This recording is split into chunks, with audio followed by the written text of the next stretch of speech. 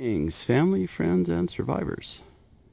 Well, a couple things. I want to show you about a fan we put on the battery box, and the reason why we changed the name of our channel from my name to Off Grid in the Pacific Northwest.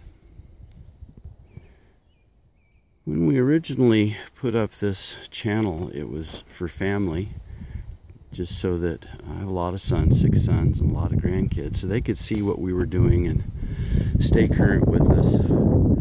So I put up my first video, and it kind of went viral. And I started getting all these emails saying people subscribed to me, and I didn't even know what a subscriber was. So the channel just kept growing.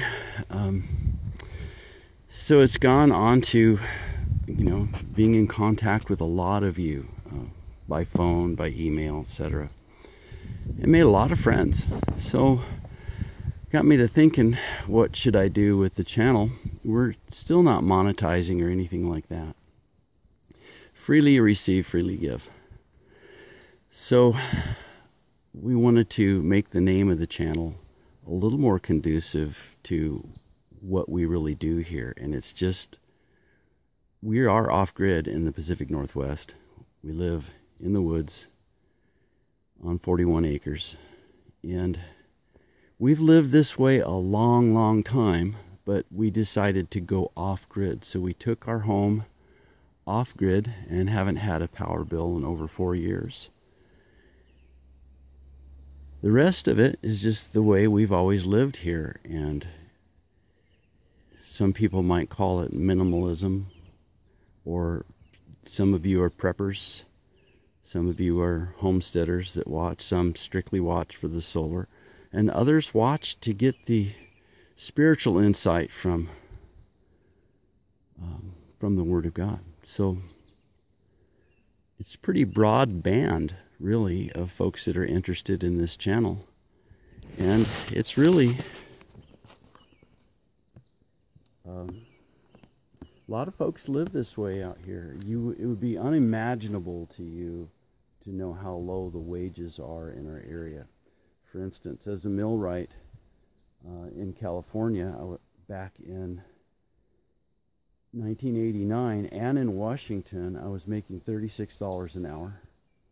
And the per diem was so great, they paid me $12.50 an hour to sleep at night. Paid the hotel room, all your meals, travel, phone, everything.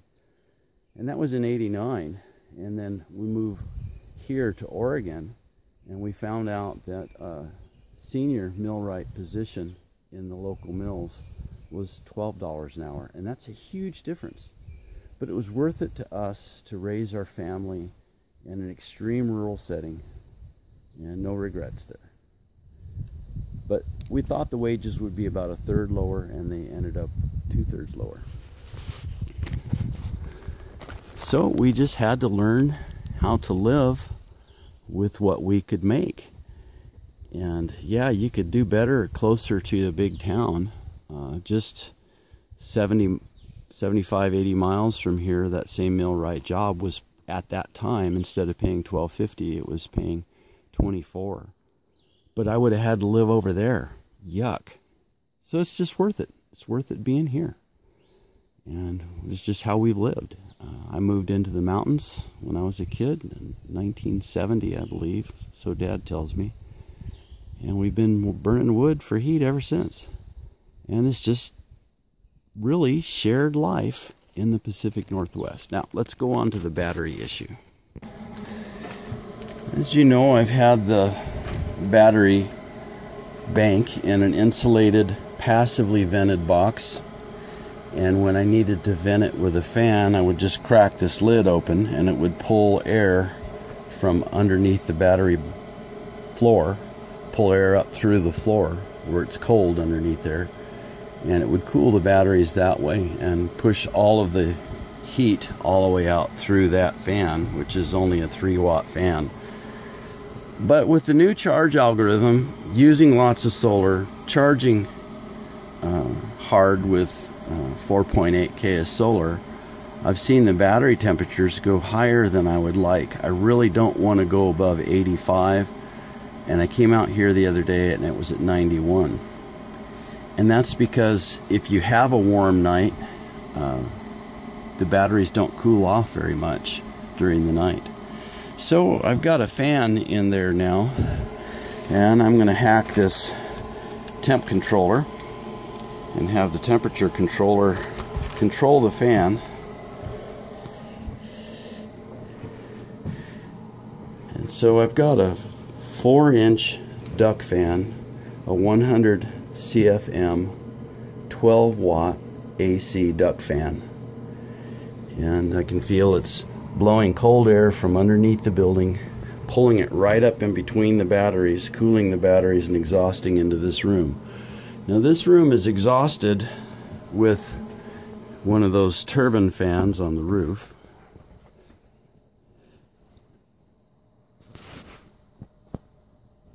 And that really only works well when there's a slight breeze.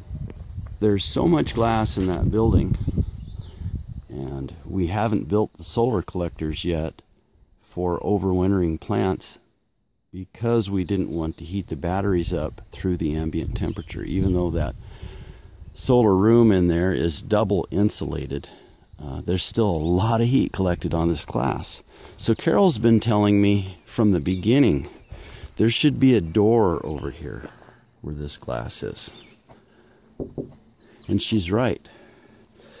So it wouldn't be too hard to pull the trim off. These are siliconed in.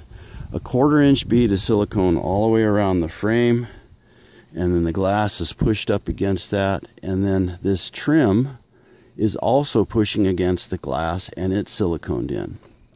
Sometimes, if you can go slow, if I pull all the trim off, yuck, that's a lot of work, and then you start pushing on the glass at the top. Now glass is a plastic, it does bend. If you put this sheet of glass on across two sawhorses in desert sun, eventually the glass would bend all the way to the ground. It doesn't happen fast, but it is a plastic, it is fluid.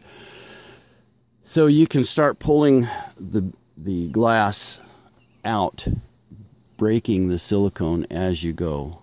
Now it's tempered glass, double pane. And is that ever going to be a pain to get that out? There's a fast way, and that's put a tarp down here and shoot it with a BB gun. And being tempered glass, it'll instantly explode into puzzle pieces. And then just clean all the pieces up. That's probably what I'm going to do. Then it would be easy to put molding around the edge of where all the broken glass is. Kind of scrape it out and cap it with wood, and then go ahead and put a door there. You can see the peak of the building is vented over there too on both sides. But it's just too warm. And it's really hard on the batteries. My batteries get up to 91 degrees. I'm not happy about it. So we're going to have to make some changes there. Gibbs is waiting on his ball. At any rate, that's what we're up to. I do have shades in there that I can draw to keep the direct sunlight off of the glass, from being a solar envelope and superheating that room. And I have to do that every summer. But I haven't worked those issues out yet, so the thing to do would be put a fan that pulls air in from under the building through the battery box and then exhausts outside, and have that on a controller. So if the temperature is too warm outside, the fan turns off and it goes back to its passive venting. So the only thing I need to do now is work out a flapper, a really lightweight cloth flapper that will close when the fan is on, but when the fan is off, the passive venting system works. That shouldn't be too difficult. All right, folks, have a blessed day.